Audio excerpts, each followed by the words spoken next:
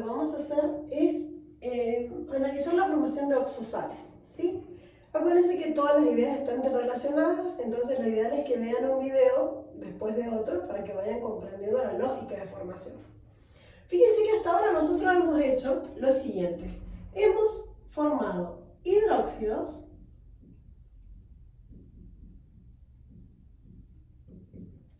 y hemos formado oxácidos.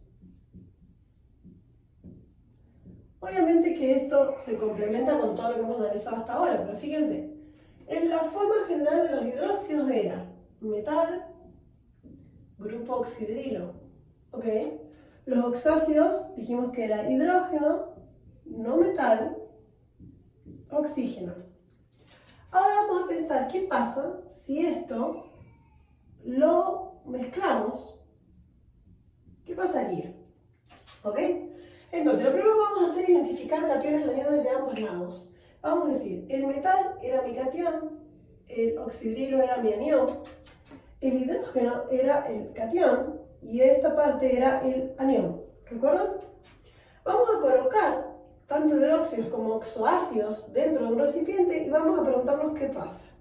Lo primero que vamos a hacer es pensar que todo se va a mezclar y vamos a decir, bueno, el oxidrilo con el metal, que es el hidróxido, se va a combinar con el ácido, digamos el oxoácido, y vamos a lograr una disociación, ¿sí? Quiere decir que todo esto se va a romper. Vamos a romper y vamos a separar por cargas, cationes y aniones. Fíjense, me va a quedar, voy a hacerlo acá abajo, metal positivo más oxidrilo negativo más protón positivo más el conjunto no metal oxígeno, que era un anión negativo, ¿sí? Todo eso me va a quedar acá adentro, mezcladito. Y se va a recombinar. ¿Cómo se recombina? En función de las cargas. Fíjense qué interesante verlo así.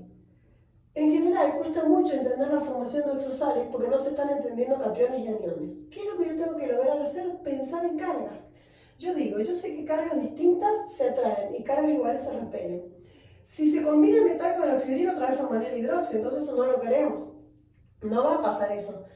Entonces lo que va a pasar es que justamente van a cambiar de tipos de uniones. Entonces yo digo, el metal acá, que es positivo, ¿con quién puede combinarse que sea negativo que no sea el oxidrilo?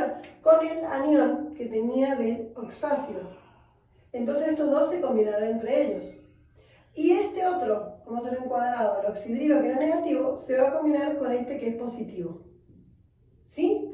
Entonces ahí nosotros vamos a tener una nueva especie química formada. Fíjense por qué. Vamos a ver la forma. Tenemos, vamos a hacerlo así, si ya lo ponemos bien.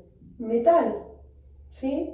Y por otro lado, el grupito no metal oxígeno. Vamos a hacerlo así, ustedes se dan cuenta. Tenemos cargas positivas, cargas negativas. Y de este lado, ¿qué vamos a formar? Fíjense, vamos a tener el oxidrilo con el hidrógeno, que si ustedes se dan cuenta de esto, ¿qué es oxidrilo con hidrógeno? Es agua. Esto es equivalente a agua. ¿Se entiende? Entonces, si yo lo dejo ahí para que ustedes lo detengan y hagan sus apuntes, sus producciones, que ahí van a ir estudiando. Fíjense que vamos a escribirlo todo ahora como una reacción química, que es lo que es. Nada más que estábamos escribiéndolo de forma genérica, así lo comprendían. Fíjense entonces, yo voy a decir, el hidróxido se va a combinar con el oxoácido, todo en forma genérica, ahora hacemos un ejemplo real, y se va a formar, fíjense, primero escribo el metal, que es el más electropositivo, y luego escribo el anión, que es negativo, ¿sí? Es más electronegativo, porque tiene oxígeno y es el más electronegativo. Y por otro lado vamos a obtener agua. Esta especie que tengo acá es una oxosal. ¿Por qué? Porque es una sal que tiene oxígeno. Fíjense en algunas cuestiones interesantes. Tenemos una nueva especie química, ¿Por qué tiene oxígeno esta oxosal? Porque viene de un ácido que tiene oxígeno, quiere decir que un oxácido me va a provocar una oxosal. Después veremos otras que no pasa esta cuestión enseguida, ¿sí?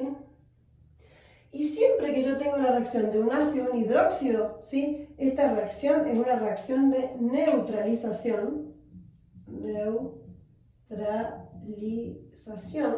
Voy a obtener una oxosal y agua. Siempre en los productos va a haber agua, ¿ok? ¿Por qué es una neutralización? Un ácido, ¿sí? Podríamos decir que es una especie química que su inverso, o sea, todos conocemos algunas propiedades, algunas características de los ácidos, como el gusto característico, ¿sí? Y ahora sabemos que el grupo funcional es el hidrógeno. Lo contrario, para neutralizarlo, ¿sí? Lo que se utiliza son los hidróxidos o bases, ¿sí? Por eso los hidróxidos venían de óxidos básicos o óxidos ácidos, se llaman, óxidos básicos o óxidos metálicos, perdón. Entonces tenemos que el hidróxido va a neutralizar al oxoácido. Eso es una neutralización. Siempre obtenemos una oxosal y agua, ¿sí?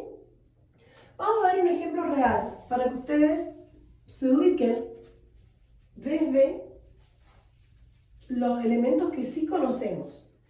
Vamos a trabajar, por ejemplo, con el hidróxido de sodio, que ustedes lo conocen mucho porque lo hemos trabajado.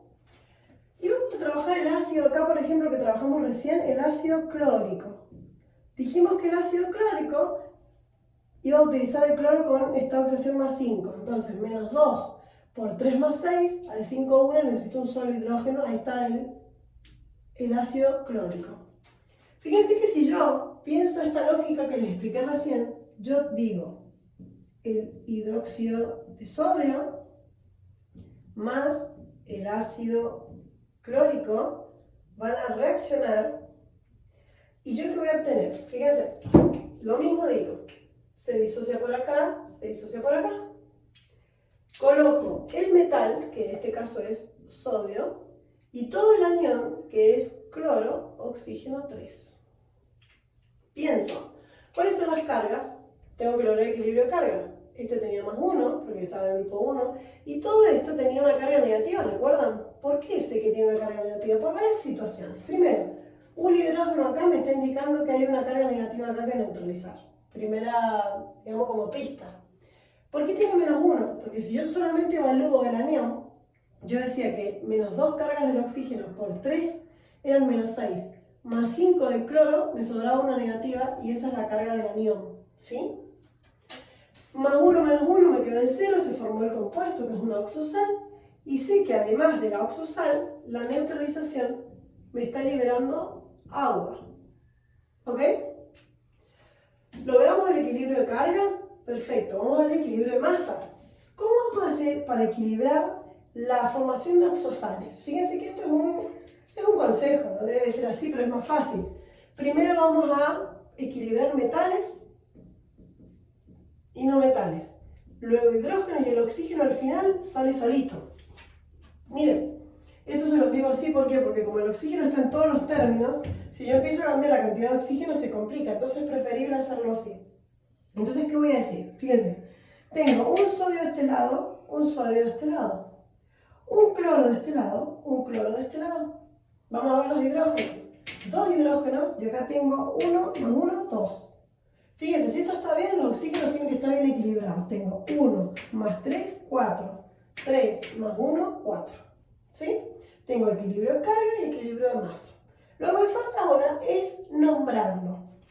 ¿Cómo vamos a nombrarlo? Vamos a nombrarlo por la nomenclatura tradicional y por la nomenclatura de stock. Por la tradicional, nosotros vamos a nombrar el anión primero, con la lógica de que les expliqué recién. Pico de pato, oso chiquito, ¿sí? Como el cloro estaba actuando con su estado de oxidación 5, que correspondía a ico, pasaría a ato. Entonces acá yo diría que esto es un clorato de sodio. Si el sodio tuviera más de un estado de oxidación, podría yo colocar el ico o el oso. Pero en este caso, como tiene más uno nada más, no se coloca más nada. Fíjense que a diferencia de lo que vimos antes, acá sí vamos a colocar la terminación que corresponde a